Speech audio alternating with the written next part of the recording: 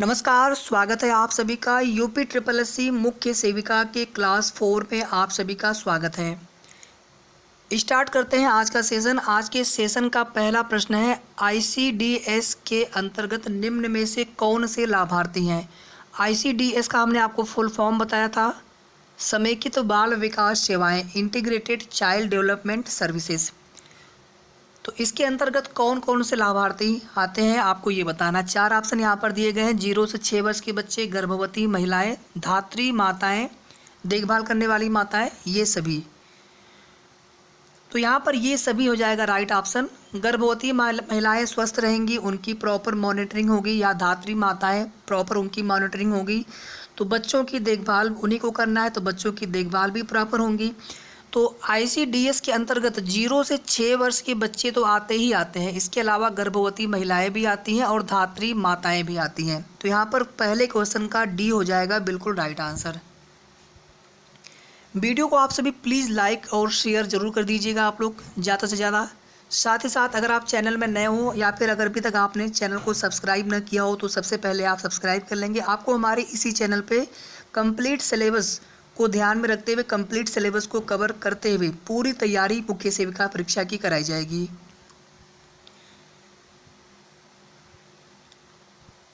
Question number 2 देखिए यहाँ पर, भारत सरकार के महिला एवं बाल विकास मंत्रालय द्वारा अम्ब्रेला आईसीडीएस के अंतर्गत निम्न में से कौन सी सेवाएं प्रदान नहीं की जा रही हैं। 4 ऑप्शन यहाँ पर दिए गए हैं। आंगनबाड़ी सेवा योजना व PMMVY, राष्ट्रीय शिशु पालना गृह एवं पोषण अभियान, किशोरियों के लिए योजना SAG व बाल संरक्षण योजना, मनरेगा योजना। तो यहाँ पर देखिए जो मनरेगा योजना है ये महात्मा गांधी जो ग्रामीण रोजगार गारंटी योजना है, तो ये रोजगार से संबंधित है ग्रामीण क्षेत्रों में। इसका अम्ब्रेला आईसीडीएस से कोई संबंध नहीं है, जबकि ये तीनों जो है अम्ब्रेला आईसीडीएस से संबंधित है। तो इसको आप याद रखना, क्योंकि यहाँ पे पूछा कि कौन सी सेवाएं अम्ब्रेला आईसीडीएस के अंतर्गत नहीं है, तो यहाँ पर डी हो जाएगा राइट आंसर। 2 का डी। क्वेश्चन नंबर 3 देखिए इसके बाद, चाय और काफ़ी में मौजूद कौन सा पदार्थ भोजन के लौह तत्वों के अवशोषण में बाधा डालता या फिर पहुंचाता है, इसलिए खाने के साथ चाय व काफ़ी नहीं पीनी चाहिए। यहाँ तक ये कहा जाता है कि भोजन के बाद तुरंत चाय या कॉफ़ी बहुत नुकसानदायक होता है। कुछ लोगों की आदत होती है लेकिन उससे डाइजेशन सिस्टम पर बुरा प्रभाव पड़ता है। और वैसे भी चाय और काफ़ी अगर न पिए तो ज़्यादा अच्छा है। चाय और काफ़ी में मौजूद कौन सा पदार्थ, तो चाय और काफ़ी में टेनिन नामक पदार्थ पाया जाता है, जिसकी वजह से भोजन के लौह तत्वों के अवशोषण में बाधा पहुंचती है। तो क्वेश्चन नंबर 3 का A is the right answer. इसके बाद देखेंगे क्वेश्चन नंबर 4, प्रधानमंत्री मातृ वंदना योजना का प्रारंभ कब किया गया था। माता और बच्चे की देखभाल के लिए यह योजना शुरू की गई थी प्रधानमंत्री मोदी जी के द्वारा।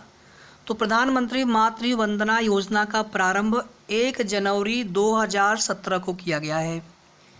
1 जनवरी 2017। क्वेश्चन नंबर 4 का A is the right answer. Question number 5 देखिए इसके बाद, आईसीडीएस कैश CAS में कैश का शाब्दिक अर्थ है। तो एक एप्लीकेशन यहाँ पर डेवलप किया गया है आईसीडीएस की मॉनिटरिंग के लिए। तो यहाँ पर जो पहला वाला ऑप्शन है कॉमन एप्लीकेशन सॉफ्टवेयर, CAS का फुल फॉर्म है कॉमन एप्लीकेशन सॉफ्टवेयर। तो क्वेश्चन नंबर 5 का A is the right answer. Question number 6, माँ के पहले पीले गाढ़े दूध को क्या कहते हैं। अगर आपको आंसर पता हो तो आप सभी कमेंट करते चलिएगा। साथ ही साथ वीडियो कैसा लगा या किसी भी प्रश्न में कोई भी डाउट हो ये भी आप कमेंट करके बताएं। तो माँ के पहले पीले गाढ़े दूध को कोलोस्ट्रम कहा जाता है। ए ऑप्शन जो है कोलोस्ट्रम कहा जाता है, इसको आप याद रखिएगा। ये सभी क्वेश्चन अपने आप में मोस्ट इम्पॉर्टेंट है और किसी न किसी एग्जाम में पूछे गए हैं, और आपके परीक्षा पॉइंट ऑफ व्यू से ये सभी प्रश्न अपने आप में अति महत्वपूर्ण हैं। तो क्वेश्चन नंबर 6 का A is the right answer. Cholesterol आप सभी जानते हैं, फैट का दूसरा रूप होता है। तो यहाँ पर कोलोस्ट्रम हो जाएगा राइट आंसर। क्वेश्चन नंबर 6 का A is the right answer. Question number 7 देखिए इसके बाद, प्रसव के बाद कितने दिनों में माँ का दूध सफ़ेद हो जाता है? पीला गाढ़ा से सफ़ेद हो जाता है, पीले से सफ़ेद हो जाता है, आपको ये बताना है कितने दिनों के बाद। 3 दिनों में, 4 दिनों में, 5 दिनों में या फिर 7 दिनों में? तो यहाँ पर राइट आंसर हो जाएगा 3 दिनों में। क्वेश्चन नंबर 7 का A is the right answer. इसके बाद देखेंगे क्वेश्चन नंबर 8। ये सभी आपके सिलेबस में है। हर वर्ष राष्ट्रीय कृमि मुक्ति दिवस कब मनाया जाता है? प्रत्येक वर्ष राष्ट्रीय कृमि मुक्ति दिवस कब मनाया जाता है? Question number 8। तो प्रत्येक वर्ष राष्ट्रीय कृमि मुक्ति दिवस 10 फरवरी और 10 अगस्त को मनाया जाता है। 10 फरवरी और 10 अगस्त को। क्वेश्चन नंबर 8 का b is the right answer. Question number 9 देखिए इसके बाद, किस आयु वर्ग के बच्चों को राष्ट्रीय कृमि मुक्ति दिवस के दौरान दवाई दी जाती है? किस आयु वर्ग के बच्चों को? तो राष्ट्रीय कृमि मुक्ति दिवस के दौरान जो दवाई है वो वर्ष 1 से लेकर के वर्ष 19 तक के बच्चों को ये दवाई दी जाती है कृमि से बचाव के लिए, 1 वर्ष से लेकर के 19 वर्ष तक। तो क्वेश्चन नंबर 9 का D is the right answer. Question number 10 देखिए इसके बाद, ILA के कितने मॉड्यूल होते हैं?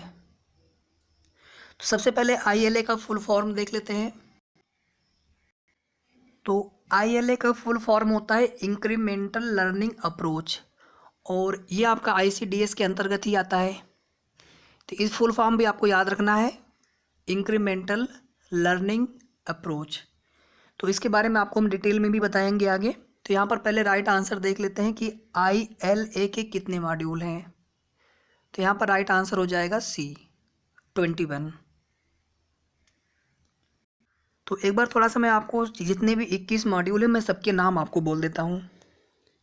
इससे पहला मॉड्यूल है वाई दिस मंथली मीटिंग, दूसरा है मेकिंग और updating home visit planner and initiating home visits, planning organizing तीसरा है planning organizing community waste events at AWC, चौथा है observing breast feeding in new born babies. सब बच्चों से संबंधित है ये, हमने पहले ही बता दिया आपको कि ICDS के अंतर्गत ही ये आता है ILA, इंक्रीमेंटल लर्निंग अप्रोच। पांचवा है identification and care of weak new born baby, यानी जो कमज़ोर बच्चे हैं, शारीरिक दुर्बल बच्चे हैं, उनकी पहचान करना, उनकी देखभाल करना। छठवां है कम्प्लीमेंट्री फीडिंग डाइट डाइवर्सिटी।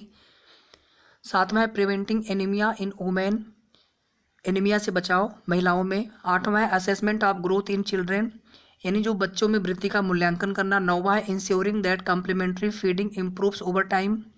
10वां है इंश्योरिंग एक्सक्लूसिव ब्रेस्ट फीडिंग। 11वां है care of the weak new born baby, how many weak babies are we missing. 12वां है how to ensure timely initiation of complementary feeding. 13वां है identifying and preventing severe acute malnutrition. 14वां है feeding during illness. 15वां है supporting mothers with issues in breast feeding, यानी स्तनपान में। 16वां है how to take care of weak new born with the help of kangaroo mother care. 17वां है identification and referral of sick new born. 18वां है preventing illness to avert malnutrition and death. 19वां है prevention of anaemia in children and adolescence girls. 20वां है birth preparedness for institutional and home delivery. और last है आपका 21 module preparation during pregnancy for new born care and family planning. तो थोड़ा बहुत भी अगर आपको समझ में आ गया होगा, बाकी मैं आपको इसकी पूरी हिंदी PDF आपको प्रोवाइड कराऊंगा और एक बार इसके बारे में हम देखेंगे आगे विस्तार से। तो क्वेश्चन नंबर 10 का C हो गया राइट आंसर। क्वेश्चन नंबर 11 देखिए इसके बाद,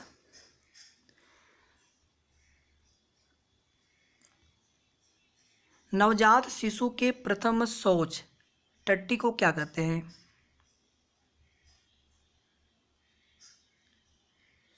तो मेकोनियम बोला जाता है। Meconium, option A is the right answer, meconium. Question number 12 देखिए इसके बाद,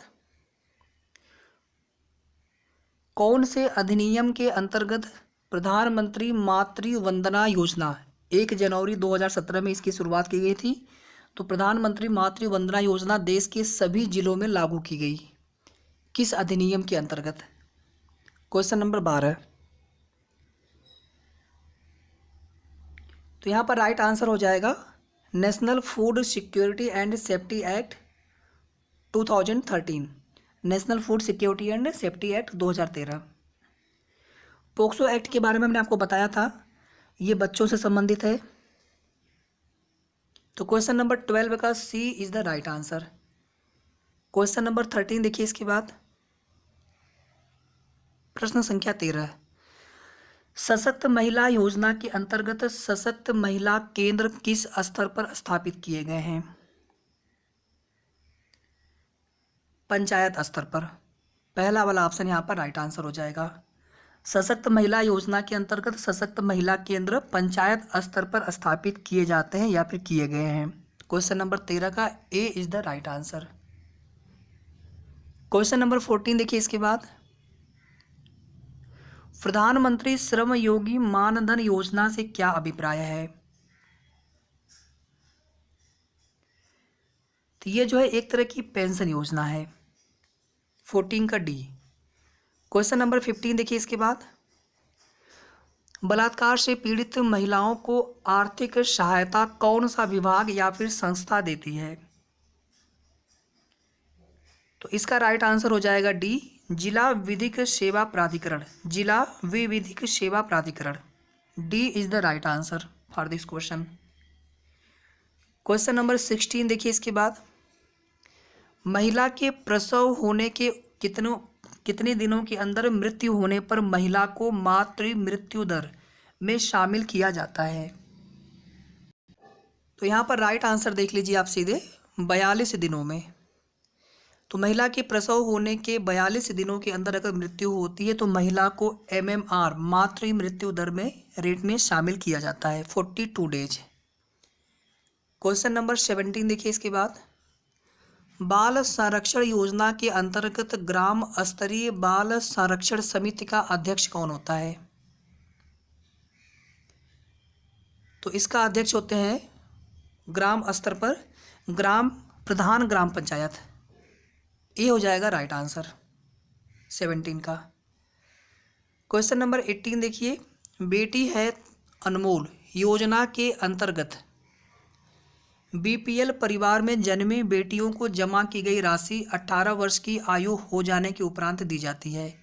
उक्त राशि को निम्न में से किन कारणों से नहीं दिया जा सकता? तो यहाँ पर दो प्रश्न आपके तैयार हो जाएंगे। पहला तो यह है कि जो बेटी है अनमोल योजना, यह योजना किसके लिए है? तो BPL परिवारों के लिए है। BPL परिवार में जन्मी जो बेटी हैं, और इसमें जो है 18 वर्ष की आयु हो जाने के उपरांत जो है राशि दी जाती है। अगर इसमें बाल विवाह हो जाए या फिर 18 वर्ष की आयु से पहले मृत्यु हो जाए तो उस अवस्था में इस योजना का लाभ नहीं दिया जाता है। तो यहाँ पर सी वाला हो जाएगा राइट आंसर। क्वेश्चन नंबर 19 देखिए इसके बाद, विधवा पुनर्विवाह योजना के अंतर्गत पात्र दंपति की अधिकतम आयु कितनी होनी चाहिए? तो 50 वर्ष से कम होना चाहिए आयु। अगर विधवा पुनर्विवाह के अंतर्गत अगर पात्र दंपति या लाभ लेना चाहते हैं, जो सरकारी लाभ है, उसके लिए 50 वर्ष से कम आयु होना चाहिए। 50 वर्ष तक ये लाभ दिया जाता है। इसकी जो पात्रता की आयु है 50 वर्ष तक है। विधवा पुनर्विवाह योजना 19 का C is the right answer. बाकी के वीडियोज आप प्लेलिस्ट में जाकर के जरूर देख लीजिएगा, और वीडियो को आप लोग लाइक सभी कर दीजिएगा। लाइक करने के बाद ज़्यादा से ज़्यादा शेयर कर दीजिएगा आप लोग। विश्व ग्लोबल हैंड वॉश डे कब मनाया जाता है? Question number 20। टोटल यहाँ पर 21 प्रश्न है। तो यहाँ पर क्वेश्चन नंबर 20 देख लीजिए, विश्व या ग्लोबल हैंड वॉश डे, हाथ सफाई दिन कब मनाया जाता है? तो 15 अक्टूबर को मनाया जाता है, 15 अक्टूबर को। विश्व बाल दिवस कब मनाया जाता है? विश्व बालिका दिवस कब मनाया जाता है? अंतर्राष्ट्रीय महिला दिवस कब मनाया जाता है? फटाफट आप लोग कमेंट करके आंसर करिए। तो विश्व बालिका दिवस मनाया जाता है 24 जनवरी को, विश्व बालिका दिवस 24 जनवरी। अंतर्राष्ट्रीय महिला दिवस 8 मार्च। अब एक आंसर आप सभी करिए, बहुत आसान प्रश्न है। विश्व बाल दिवस या बालक दिवस, अंतर्राष्ट्रीय बालक दिवस कब मनाया जाता है? ठीक है, ये आंसर आप सभी को करना है। तो 20 का यहाँ पर राइट आंसर हो गया ए, और बाकी के जो हमने 3 आपको दिन और बताए हैं इन्हें भी आपको याद रखना है। इनमें से कोई ना कोई प्रश्न आने की चांस बहुत ज़्यादा रहेंगे आपके एग्ज़ाम में। और आज के सेशन का लास्ट प्रश्न है, सेशन कैसा लगा आप सभी कमेंट करके बताया। और ये सेशन आपको डेली मिलेंगे, और हमने जो भी प्रश्न लिए हैं सेलेक्ट करके प्रश्न लिए हैं आपके सिलेबस पर पूर्णतः आधारित, और साथ ही साथ जो आपके एग्ज़ाम के लिए मोस्ट ओरिएंटेड इम्पोर्टेंट हैं। तो आज के सेशन का लास्ट प्रश्न देख लीजिए, महिला स्वयं रोजगार योजना के अंतर्गत पात्र महिलाओं को आत्मनिर्भर बनाने के लिए कितनी वित्तीय राशि जारी की जाती है? तो महिला स्वयं रोजगार योजना के अंतर्गत पात्र महिलाओं को आत्मनिर्भर बनाने के लिए 5,000 रुपये की राशि या वित्तीय जो सहायता है वो दी जाती है। तो ये सेशन यहीं पर समाप्त होता है। इसके बाद हम लोग मिलेंगे नेक्स्ट क्लास 5 में। तब तक आप सभी अपना ख्याल रखें, ध्यान रखें। धन्यवाद।